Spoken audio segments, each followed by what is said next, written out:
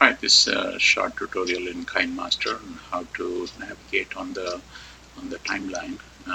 We will open KineMaster and open a project that is at least about 10 minutes. This is the project, and as you can see that it's fairly long, and you would have to use the zoom feature in order to go here and there.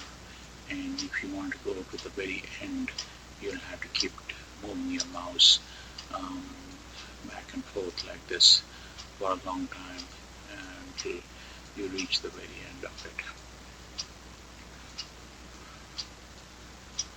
So this is there is a shortcut for this which I'm going to show you today, and all you have to do is that you have to come here, which is the lower left corner of the screen, and press this button for some time, and this will pop up. So here you have move to the previous screen, move to the beginning, move to the end. So if I click on move to the end, so we are there, boom, one shot, we are coming here.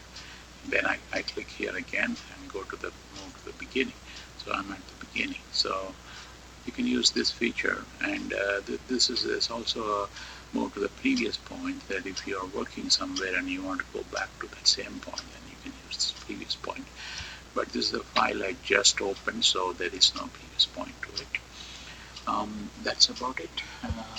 Hope you like the video, and please do subscribe. Thank you.